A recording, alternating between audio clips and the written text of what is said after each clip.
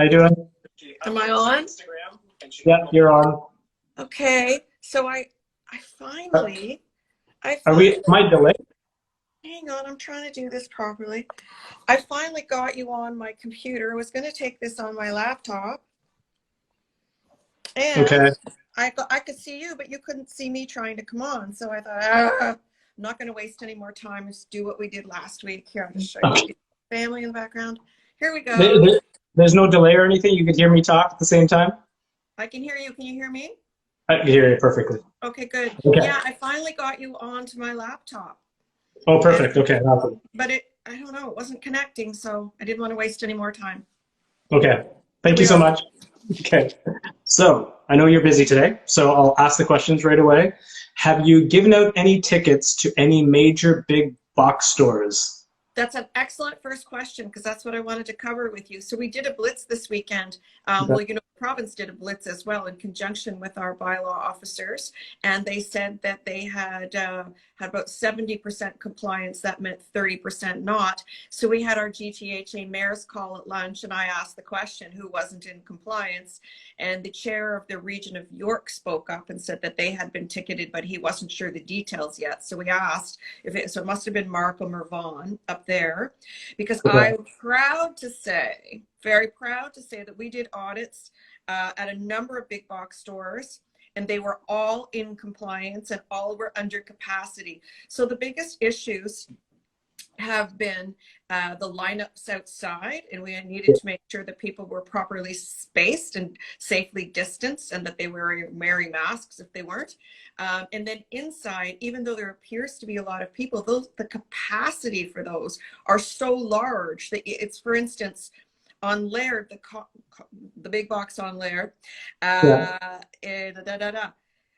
have a total capacity of, because there have to be 25%. So they have actually 3,200 square meters and 88 square meters available. Their capacity is 555 people. Can you imagine? That's 25% capacity. Wait, so 555 people is the 25% capacity of these unnamed warehouse box store? Okay.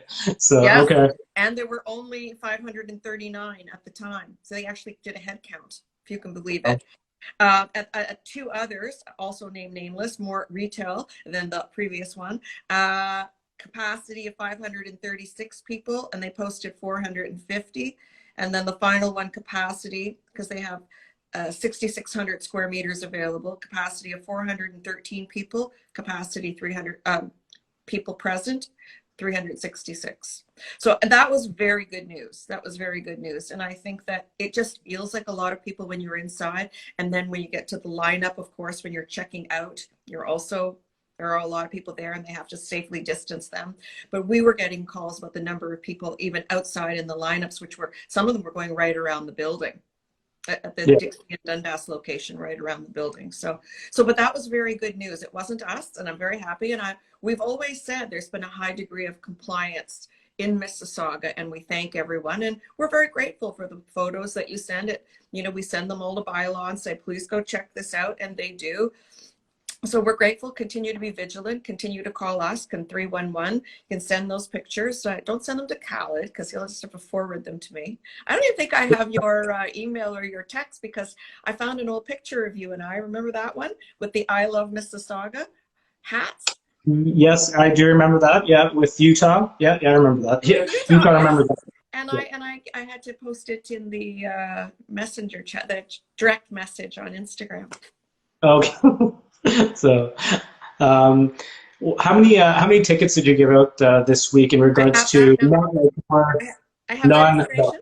So the past Okay. week we gave out 11 fines of $880. So those are individual. That's the 750 plus HST. It's GST. It's 880 to individuals. And let me tell you, public complaints, we had 258 public complaints. And if you want to know where they all went, I have that too, because I did it up for you. Any more speakeasies?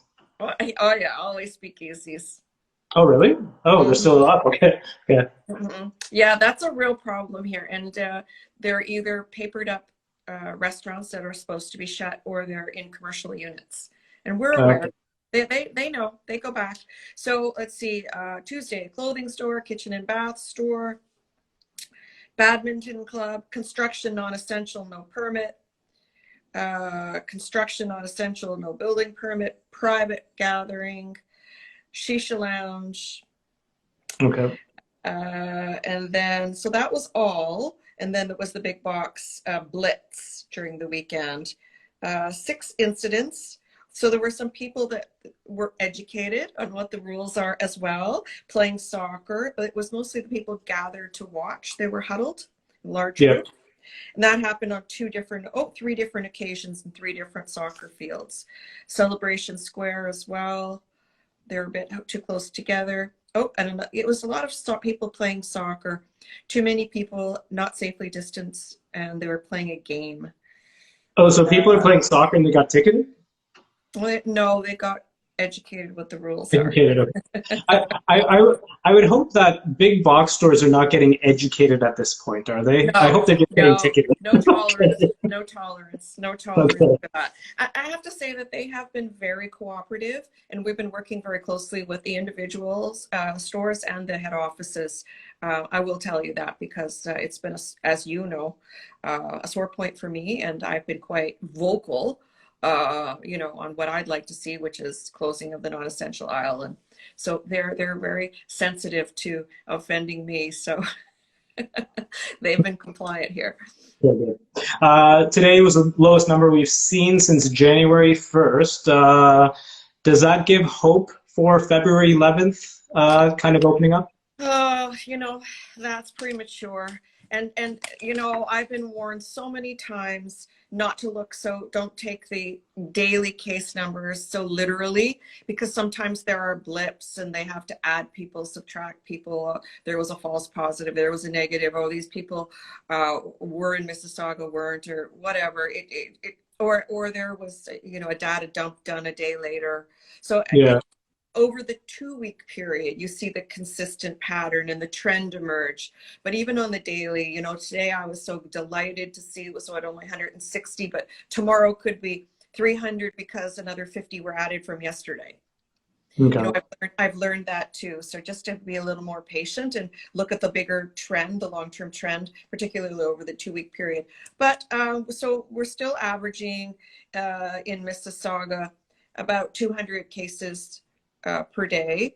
It might go down a little bit this week. Still 10% positivity, but Brampton's 350 cases, right?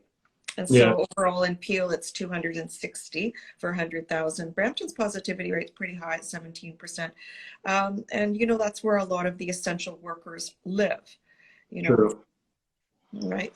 True. Some of them, yes.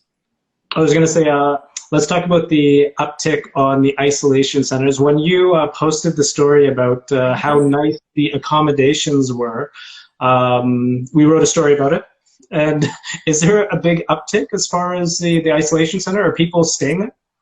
So I'm going to find that out tonight on the 5 o'clock call. But it is nice, right? And it's actually just north of Malton on the Brampton sides. It's to serve the north part of Mississauga, the south part of Brampton. And it's quite nice. And then there's another one in the northeast or northwest? Northeast is where we have harder hit side of Brampton. So there are 2 that have now opened technically in Brampton. And so we're very, very pleased about that. And, right today, the concerns have been the vaccine and, the fact that Pfizer is a little bit behind. And we're just trying to get an explanation. As I think they're trying to enlarge their facilities to produce more vaccine. And there's a bit of a slowdown as a result. But mind you, they're making this. So it's, they're still in the lab cooking it. Sure. Let's talk about the vaccine. I know Toronto came out with a vaccination center at Metro Toronto Convention Center, the first of its kind in Ontario. Will Mississauga have something similar to that? So we have been asking for it. And 100%. So I would expect the answer to that will be yes. The good news is we have all our long-term care homes vaccinated. We're really, really pleased about that. And they're moving into the seniors' homes. So what a relief. In Peel, here I've got the numbers. These were of Saturday morning, and I'll get the updated numbers tonight. But as of Saturday, there's about 25,000 in Peel vaccinated. Public health, about almost 10,000, almost 11,000 vaccinated. So that's in the long-term care facilities. And at Trillium Health Partners, our hospital network, another 8,000, and William Osler, about 6,500. So all in all, about 25,000 on Saturday morning. So we know that they continued Saturday and Sunday. So I'm hoping that number, you know, is 30,000 by now. I'll find out again on the 5 o'clock call. So good news. That's all good news. And so everyone in a high-risk setting has been vaccinated, all 28 LTCs. And then they're moving into the seniors' homes as well. So that's some pretty good news. And of course, and this is one, there needs to be 2 pokes. Is that correct? Correct. They have started the second dosage with the people who received it first. That is correct. I asked the CEO, Michelle, that same question. They have started the second doses. So we know that the long-term care staff and the residents are first, then all high-risk congregate settings. Resident homes, paramedics have been receiving it, and paramedics are trained to give the vaccine. They are our workforce and our army. We know that Mississauga's firefighters they're being vaccinated, field police, and all essential hospital workers. So not bad, between 25 and 30,000. So I'm very, very, very pleased, very pleased. So, you know, at this rate, we might run out of vaccine as well. So we're worried about that. We'll get the update on what our allotment is and when we can expect it on 5 o'clock. Okay, perfect. Is Mississauga going to be closing Toboggan Hills, ice rinks, dog parks like Vaughan did? No, I'm not sure why Vaughan did that. I got a call from the media just as it was announced and said, you know, Vaughan is closing their rinks, skating rinks, toboggan parks, and dog parks. Yeah. And I thought, wow, no, that was never part of the agreement. You know, we were encouraging people to go outside where it's safer and get physical activity. I know I did myself. I was hiking at Rattlesnake Point yesterday. Just needed to, you know, get some fresh air and clear my mind too. And so, no, we've been encouraging people to go outside and you know, the skating rinks, of course, you've got to sign up for a reservation. The only concern is the lineups, because we do let a few people on each hour that haven't reserved if there's space. So the lineups are the concern, but no, there isn't any snow. But I'm hearing later this week, we're expecting a polar vortex and a lot of snow. So really? Weekend, that's what I'm hearing. So perhaps next weekend there'll be tobogganing again, as well as ice skating. And of course, closing the dog parks. I have to say, the playgrounds and the dog parks really broke my heart when we had to do it in April, May, and June. True. You need to take your dog out somewhere, right? Of course. The problem is everyone who owns a dog and takes it to those leash-free parks, they're very social. They all know each other and their dogs play and then they talk, but that becomes a social gathering. True. Yeah, no more than 5. So 6 feet apart. Exactly. That's a rule, right? 5, right? 5 is the new rule, yes. Okay, so let's talk about sick pay. And I'm going to throw a different angle on this because we've talked about it a lot because Doug Ford got asked this today, and it looks like the feds and the province are playing ping pong in regards to who's, you know, going to deal with it. Could sick pay be thrown back to the companies and the business? I had that same conversation with the Premier an hour ago. An hour ago, we talked about this. And exactly, that is the preferred route. What we want him to do is allocate 10 sick days during the pandemic, because I don't think he's actually in favor of sick. I don't think that's part of their agenda to provide sick pays. But just during the pandemic, to ensure that these workers have it, have the companies pay them, but have them reimbursed by the federal government. Let that money flow from the federal government. Okay. So, and did you hear back, or was that a one-way conversation or a two-way conversation?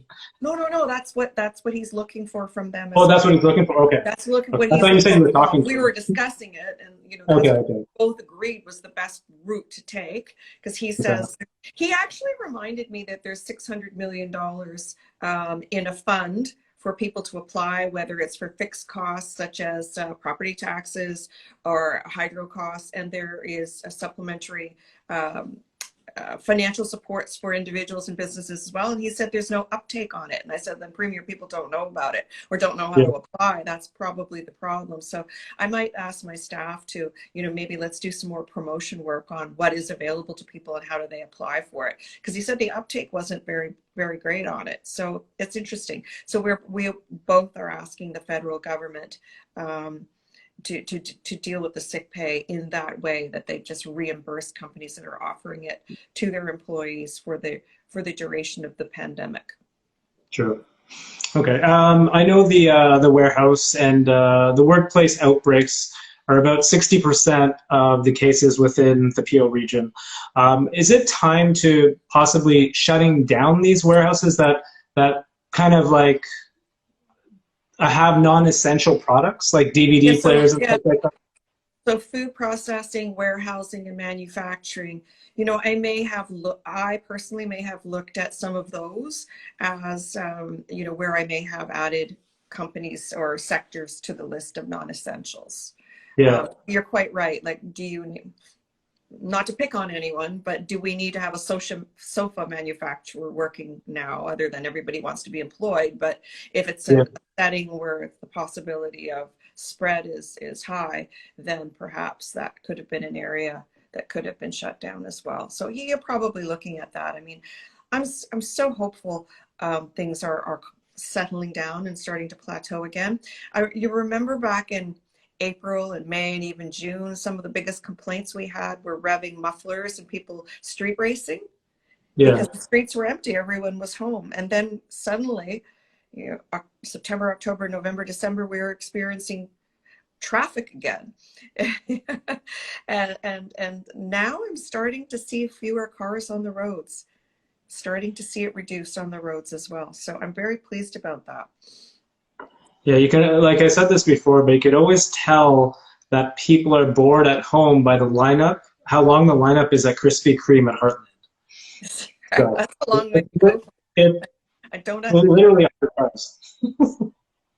Anyways, the city of Toronto is making my teeth tingle. Those are so sweet. Don't want to wait. It's like a 3-hour lineup. No joke. I didn't do it. Oh, wow. Yeah, I'm not about lineups. I'm too busy. Okay. The city of Toronto is now evaluating whether or not to put on the big events, Pride, Canada Day, things like that. Is that something that the city of Mississauga is looking at now for the summer? Right. So we haven't started that process of discussing it yet. I would say, so that would be June is Pride Month, right? And some of our functions are in July. June, July, August, September, June. I'm just thinking what will be the vaccination rate by then. We will not be in phase 2. Well, phase 2 should start March, April, May. Phase 3, August, September. It's a bit early. It'll be tight, It's a bit early. It'll depend on the amount of vaccine and the number of people we can get vaccinated. I'll be honest with you. I don't want to see a lot of people gathering in one place for some time until it's safe. Okay. Could we see kind of like maybe like, how we're doing capacity limits on big box stores? Can we see capacity limits at Celebration Square and stuff like that? Is that? You and I had talked about the circles, remember? Yeah, but I think that's less than 25. There were 100 circles there. You could put or whatever. Yeah. So, it's early to say, right? It's a little bit early. I'm hopeful, but mind you, a lot of us have gotten used to these virtual events. They're quite efficient. I can go online, bring greetings, and then go back to my reading. So, Without all the travel. And what else do I have? We're talking about, let's just say recovery. Let's talk about recovery now. During the next summer months, is the city of Mississauga going to put on any initiatives to enhance business, get people on main streets, things like that? I'm sure we're going to certainly look at that, but I think once we get the word that things are opening, I don't think we're going to have any problem keeping people home. People are pretty eager. I think there's a lot of pent-up consumerism too. People want to get out and about again, and they want to support their local retailers, their their local shops and restaurants. I think there are a lot of people craving to go out for a nice dinner again, go to a concert, listen to music or live music, go to the theater, go shop in their favorite stores. I just thinking about those days as well. I'm really looking forward to them. I can't wait to go out to a restaurant or listen to music or go to a concert again.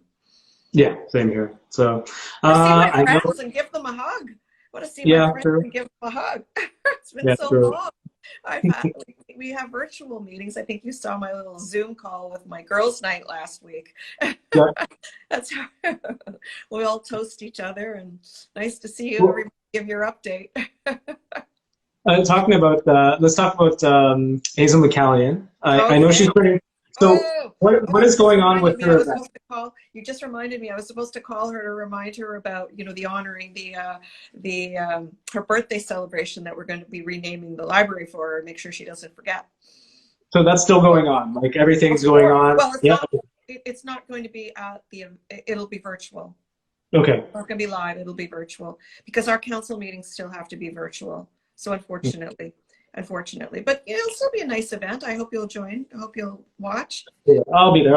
We're looking for all kinds of people that are going to come and pay tribute. And Ron Duquette, who you probably know, he's with Ron, everybody knows, but he's also, I think, now on the board of the Mississauga Arts Council, has done an incredible video. IMC it. He's got all kinds of talent, local talent, and politicians and people from Hazel's life speaking, paying tribute to her. And I know he's going to do a little 2-minute teaser for that day. But then he's got a day set up, I think on her birthday, set aside to air it. It's going to be fantastic. He goes through a lot of history, I know, because I was emceeing it. It took me about an hour and a half. It's going to be great. It's going to be great. A lot of surprise guests. Oh, she's going to be thrilled. Okay, good. So, Mayor Crombie, thank you so much. I know you have a busy. Thanks for having me again. So, and we have spoken tomorrow, and I'm sorry I can't, but I would have given you all the new numbers. So, your guests are back, so you'll give them to you. Okay, perfect. Thank you. Bye.